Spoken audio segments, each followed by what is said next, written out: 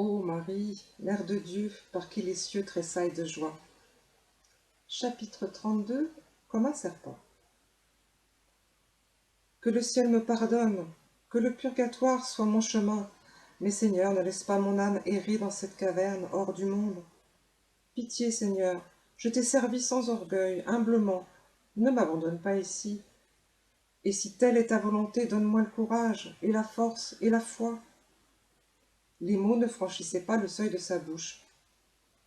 À qui aurait-il pu les souffler? Tout autour d'Isco n'était qu'hostilité, peur, hérésie. Il venait d'entrer dans le territoire de l'au-delà. De sa propre initiative, folie.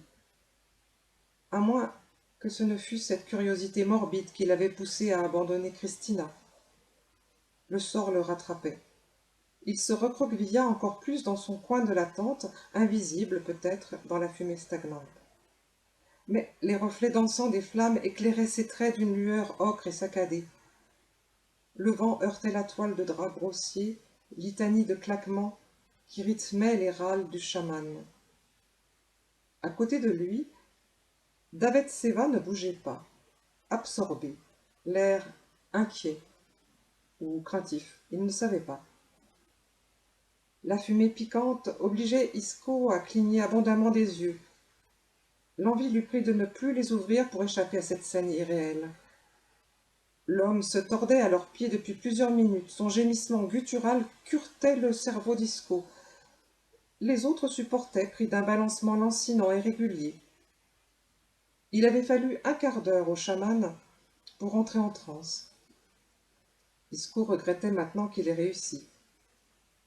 Il frappait, aux portes du royaume des morts. C'était la première fois qu'Isco voyait un chaman. L'homme se contorsionnait comme un serpent. Un tambour étrange constellé de cygnes reposait à ses côtés. Il s'en était servi pour entrer en communication. Isco s'était jeté dans la gueule du loup. L'homme se tendit d'un coup, membre tétanisé, cessa de bouger, complètement. Isco pria. Qu'il crève, qu'on en finisse. Il plongea la tête dans ses mains, essayant de se rappeler comment ce cauchemar éveillé avait débuté, une semaine plus tôt, au cœur de l'hiver.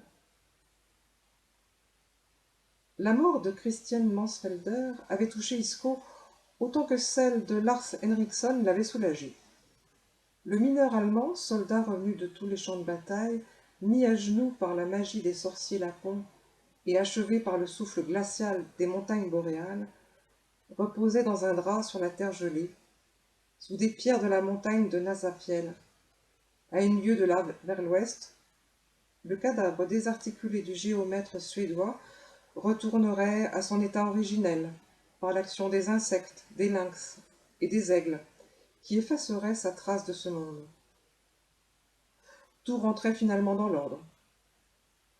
Mais les révélations de Christian à la veille de sa mort tourmentaient Isco.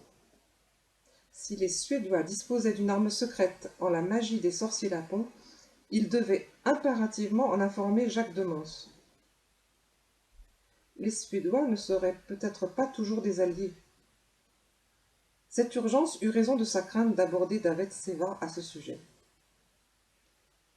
Tandis qu'un vent froid venant du nord-est balayait les ruelles verglacées de Pitéa, les deux hommes patientaient ensemble dans l'antichambre de la résidence du commissaire aux affaires laponnes, inquiet des derniers développements à la mine de Nasafiel. Le commissaire était enfermé depuis une bonne heure avec le maître des mines et quelques-uns de ses meilleurs spécialistes. Il devait accélérer le développement de la mine. Stockholm exigeait de meilleurs résultats. Isco venait l'informer de ses propres découvertes sur Lars Henriksson. Il avait demandé à Davet de l'accompagner sans lui dire pourquoi.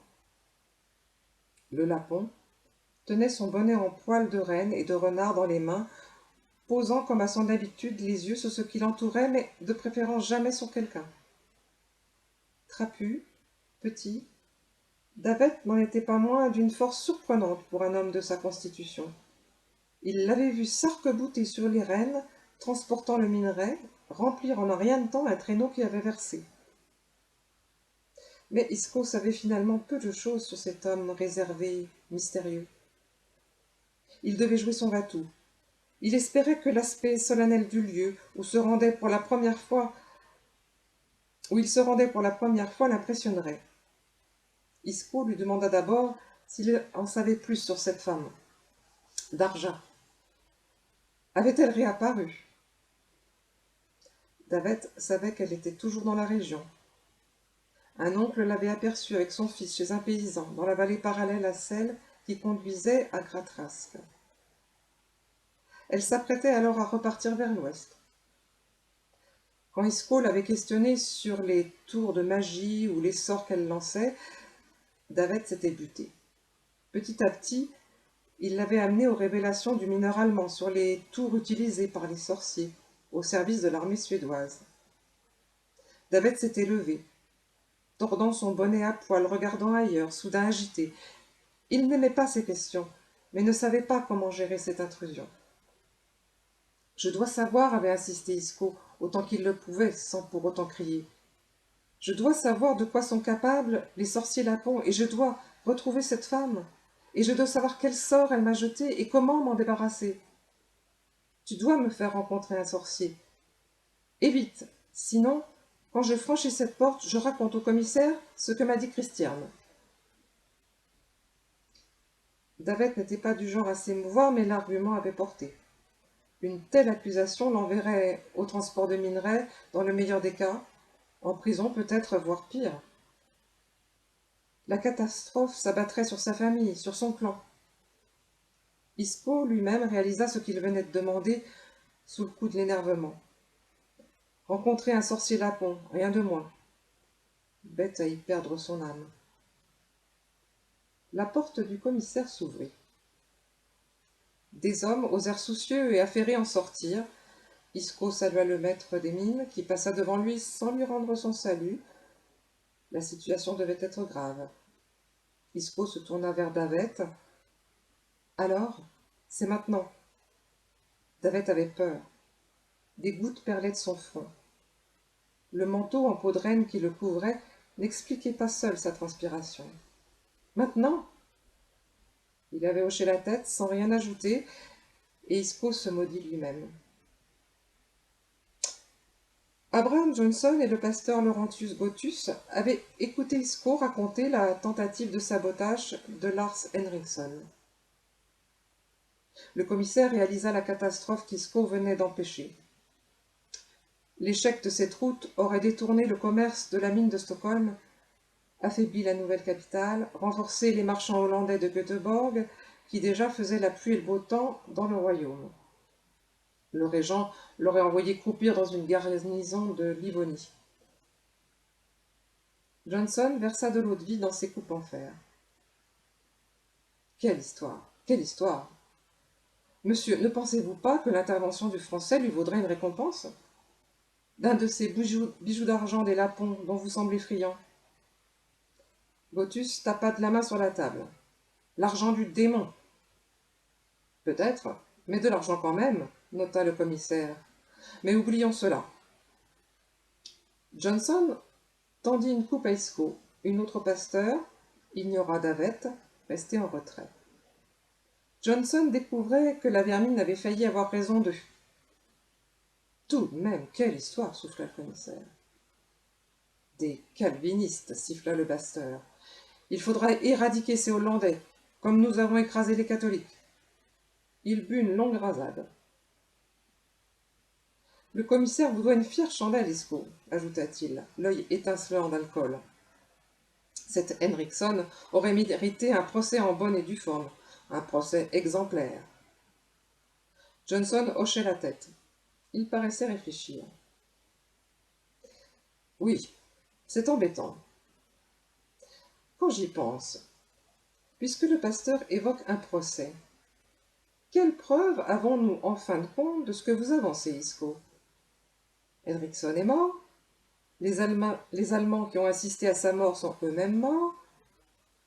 On meurt beaucoup autour de vous. Le silence se fit. Le pasteur et le commissaire observaient Isco.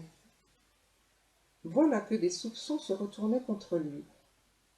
Davette examinait obstinément le bout de ses bottes en peau de renne. Il n'y avait aucun soutien à espérer de ce côté-là. Christian Mansfelder était un bon chrétien. Il m'a confié tout cela à la porte de la mort. Il n'avait rien à gagner à mentir. Un bon chrétien, peut-être.